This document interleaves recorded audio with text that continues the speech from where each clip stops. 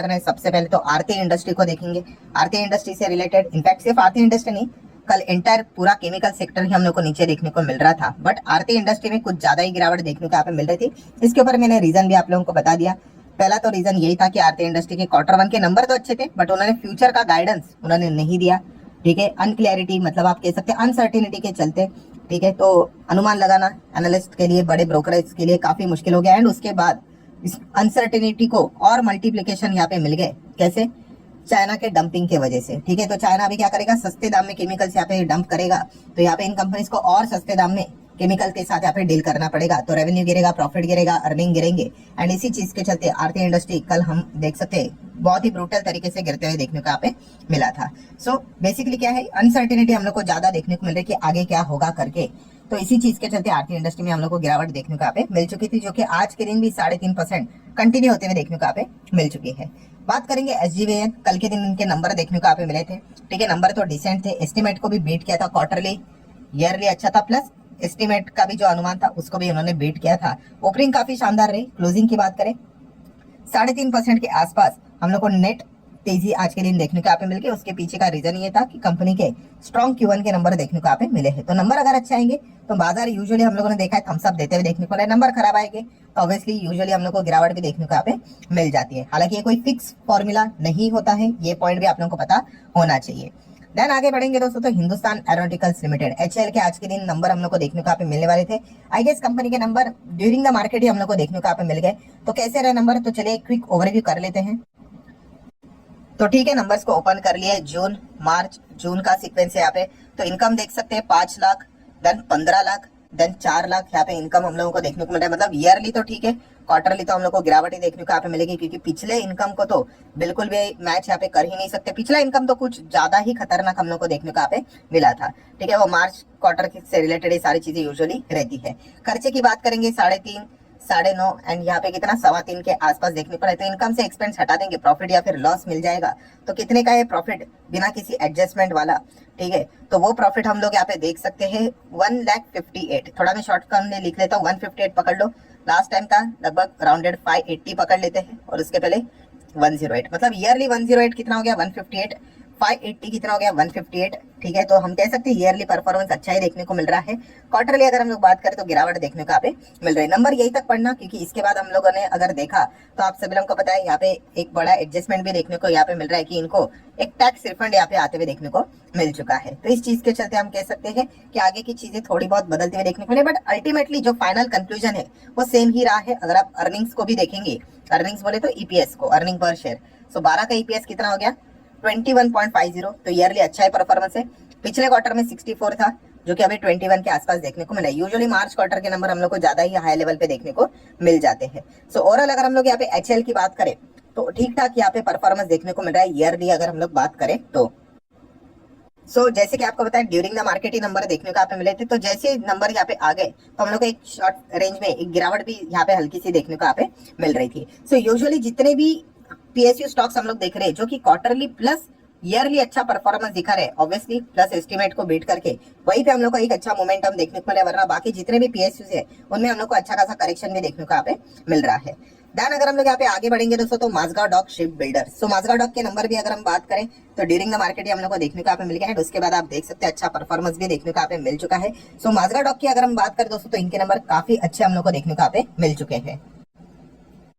तो चलिए उसको भी फटाफट और भी यहाँ पे कर लेते। कंसोलिडेटेड नंबर है जून, मार्च, जून का सीक्वेंस है। टोटल इनकम 262, 345, 240, 240 अच्छा है, 262, 345, 262 यहाँ पे देखने सेम ईयरली अच्छा है। क्वार्टरली थोड़ा डाउन ही देखने को मिल जाता है।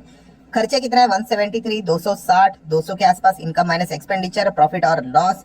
तो यहाँ पे बहुत सारे एडजस्टमेंट को पकड़ के सब कुछ एड लेस करने के बाद फाइनल प्रॉफिट पे ही आ जाते हैं। Net profit for the period और द ईयर, यहाँ पे कोई एडजस्टमेंट तो नहीं है ना उल्टा फुल्टा, तो कोई वैसा उल्टा फुल्टा एडजस्टमेंट नहीं है। 69,610, 66,297 एंड 31,000। 31 का तो 69 बहुत अच्छा है।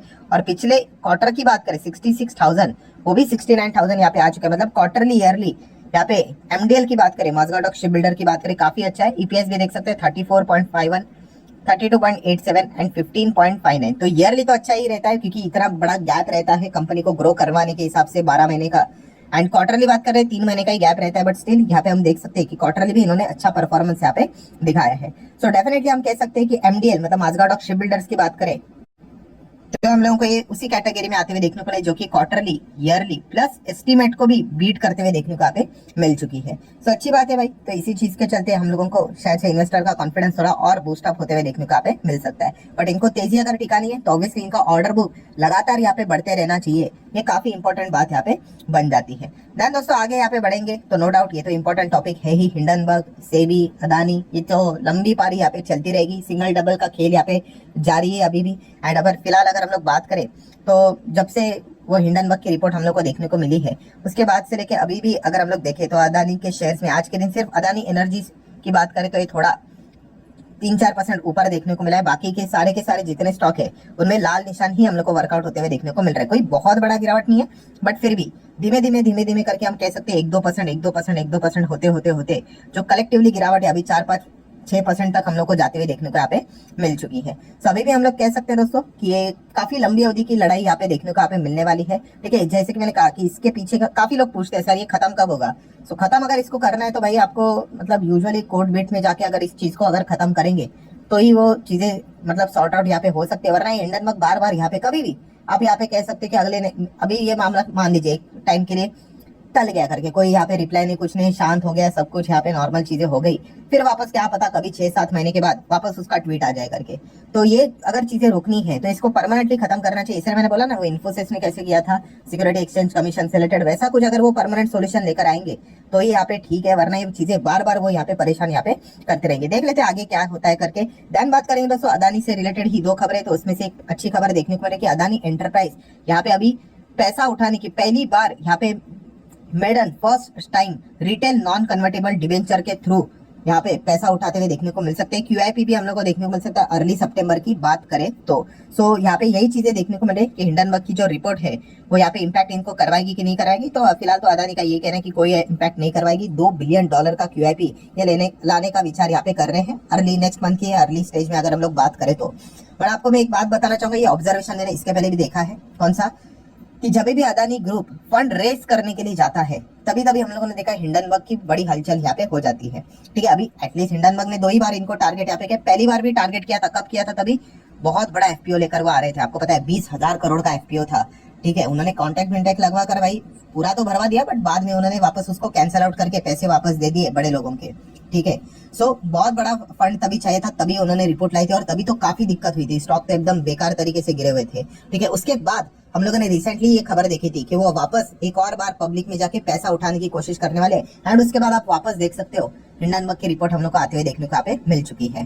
ठीक है, मतलब हम कह सकते हैं जब भी फंड रेजिंग के लिए जाते हैं तभी हम लोग को उसकी रिपोर्ट यहाँ पे देखने को यहाँ पे मिल जाती है। एटलीस्ट 2 बार तो ऐसी चीजें यहाँ पे हो चुकी है। और जैसे मैंने आप लोगों को इसके पहले जो हिंडनबर्ग की रिपोर्ट आई थी फर्स्ट टाइम, तभी मैंने आप लोगों को बताया था अगर आपको किसी को अगर डुबाना ही है, ठीक है, तो आपको क्या करना होता है, उसकी फंडिंग रोकनी होती है। ठीक है, फंडिंग इन कंपनीज के लिए ऑक्सीजन रहता है, खास करके ऐसी कंपनी जो काफी हेवी लोन लेकर चलती है।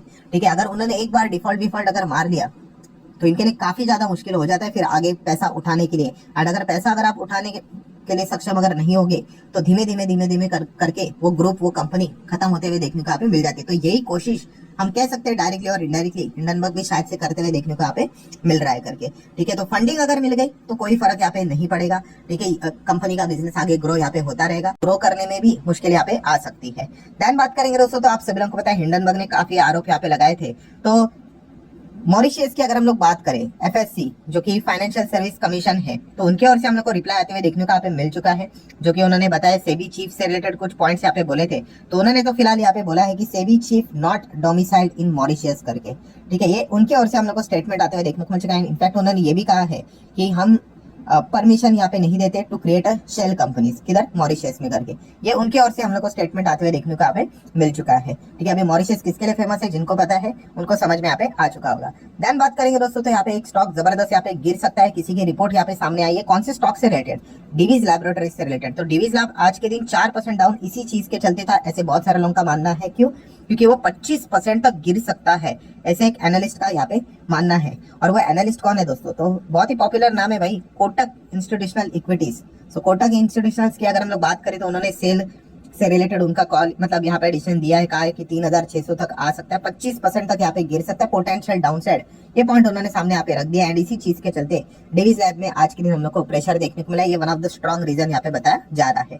देन दोस्तों यहाँ पे आ जाते एक बहुत ही इंपॉर्टेंट चीज के, और कल के दिन मैंने एक टॉपिक को कवर किया था, कौन सा, यस, कॉफी डे की अगर हम लोग बात करें, सीसीडी की बात करें, तो जैसे आपको बताया था एनसीएलटी, ये जो कोर्ट है, उन्होंने यहाँ पे कहा था कि हाँ भाई इंसॉल्वेंसी हम लोग एक्सेप्ट करते हैं करके, ठीक है। अभी आज के दिन की बात करें तो कॉफी डे एंटरप्राइज आप देख सकते हो, अरे 5% का सर्किट कैसे लग गया। तो दोस्तों जैसे कि आपको बताया था कि एनसीएलटी, ठीक है, ये रहता है, अगर आपको यहाँ का फैसला अच्छा नहीं लगा तो आप अपील कर सकते हैं किधर, एनसीएलएटी में, अपीलेट ट्रिब्यूनल।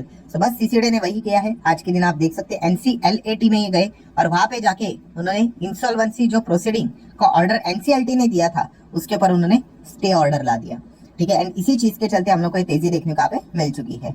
तो ठीक है भाई, ये तो कोर्ट कोर्ट का खेल तो यहाँ पे चलता रहेगा। वैसे तो कंपनी तो आप सभी लोगों को पता ही है कि बिजनेस तो पूरी तरीके से तबाह हो चुका है, भयंकर कर्जा इनके पर है लगातार। ये छोटी मोटी चीजें चलती रहेगी, जो बिगनर रहेगा, रिटेलर रहेगा, इन चीज में आपको पता ही है पूरी तरीके से बर्बाद होते रहेंगे। शेयर होल्डिंग पैटर्न ही आपको बता देती है, प्रमोटर 8% है, एफएस जो बचा कुछ है वो भी बेच देंगे, यहाँ पे डीएस तो पहले ही निकल चुके हैं। पब्लिक रहेगी भाई, पब्लिक इन चीजों में काफी सेलिब्रेट करती है, अपर सर्किट देखकर यहाँ पे आपको पता है वो खुश हो जाती है, वो बिजनेस कभी नहीं देखेंगे, ठीक है, इसलिए बार बार वो इन चीजों का शिकार होते रहते हैं। प्लस प्रमोटर की बात करें तो यस, आप देख सकते हो कि यहाँ पे जो 8.8% है उसमें भी 28% उनका हम लोग को प्लेज देखने को यहाँ पे मिल रहा है, गिरवी देखने को मिल रहा है, ठीक है। मतलब हम कह सकते हैं पूरी तरीके से तो जाएगा नहीं प्रमोटर की होल्डिंग, कुछ हद तक और भी शायद से हो सके तो थोड़ी बहुत कम यहाँ पे हो सकती करके। बट बताने का मकसद क्या है दोस्तों, एक बार कंपनी इन चीजों में अभी यहाँ पे फंस गई, ठीक है, तो ये कोर्ट मामला, ये सारी चीजें यहाँ पे चलती रहेगी, ठीक है। जो शेयर के प्राइस को देखकर यहाँ पे मोटिवेट होता है वो तो ऑटोमेटिकली आपको पता है धीमे धीमे करके ऑपरेटर्स बराबर उनको खींच लेंगे। यहाँ पे आप देख सकते हैं 5 दिन में कैसे नीचे नीचे वो छोटा मोटा तो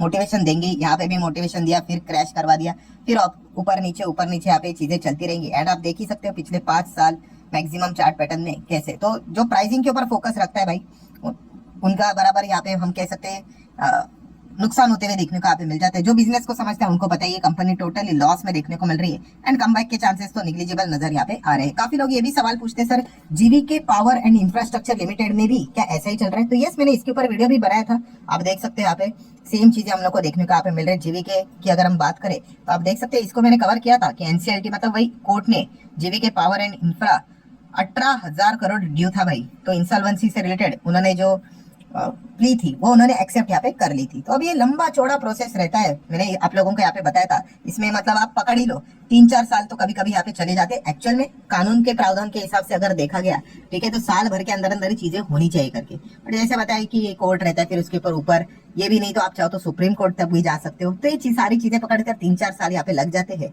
बट एक चीज समझो, यहाँ पे बिजनेस इंपॉर्टेंट है, ठीक है। अभी 4-5 रुपए का स्टॉक में यूजुअली ज्यादा फोकस किसका होता है, रिटेलर्स का ही होता है, ठीक है। एंड वो कोई गलत बात नहीं, 4-5 रुपए के हिसाब से हम गलत नहीं कह सकते, बट वो बिजनेस को देखेंगे नहीं कि भाई कंपनी करती क्या है, प्रॉफिट है कि नहीं, बाकी की चीजें क्या चल रही है करके।